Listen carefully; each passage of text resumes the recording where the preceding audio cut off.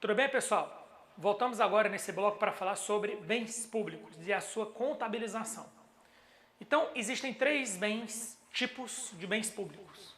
Os bens de uso comum, os bens de uso especial e os bens de uso dominial.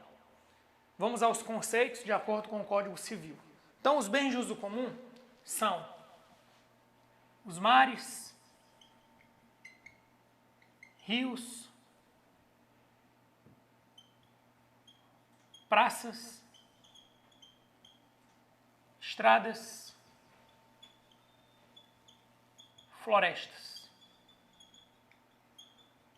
etc. Você nota que nesse conceito, eu não trouxe um conceito, eu trouxe um exemplo.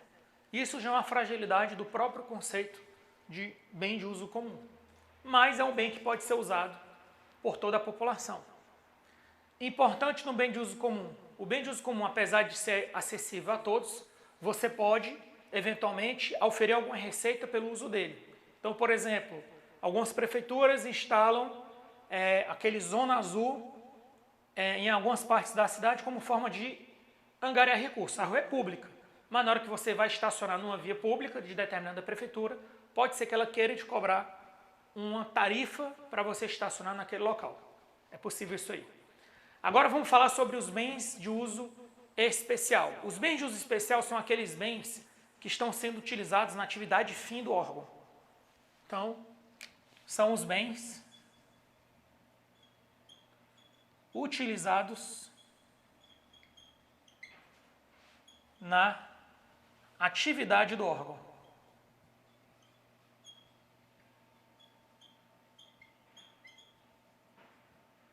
Então, por exemplo, suponha que você tem um hospital público. O prédio do hospital público, ele é um bem de uso especial. Você vai no prédio da Receita Federal. O prédio da Receita Federal, onde se atende o contribuinte, é um bem de uso especial, porque ele está sendo usado naquele momento para a atividade do órgão. Ok? E os bens de uso dominial são os bens de uso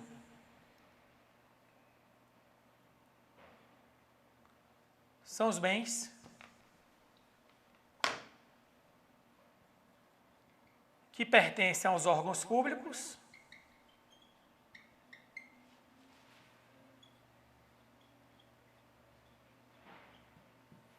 mas não estão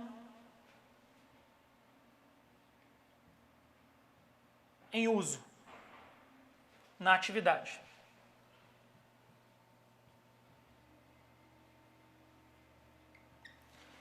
E aí eu vou dar outro exemplo. Suponha que em frente ao hospital público existe um terreno público, mas que não está sendo utilizado para nada.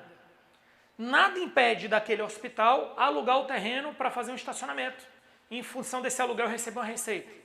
Nada impede daquele hospital vender aquele terreno.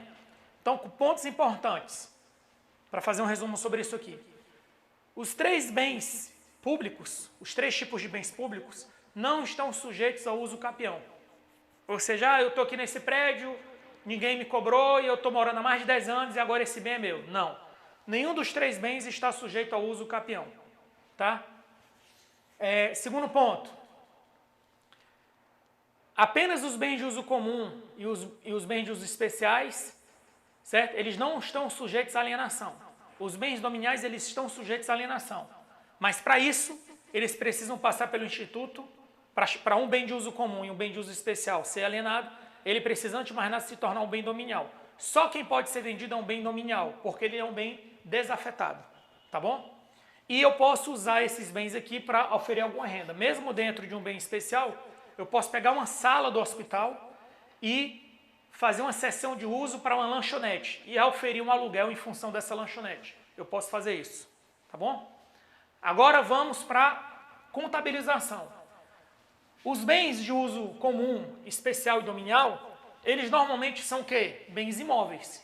Então eles vão estar onde? Eles vão estar no seu ativo não circulante, que é o que está aqui. Ó. Ativo não circulante. Então, os bens de uso especial e dominial, eles vão estar registrados no ativo não circulante.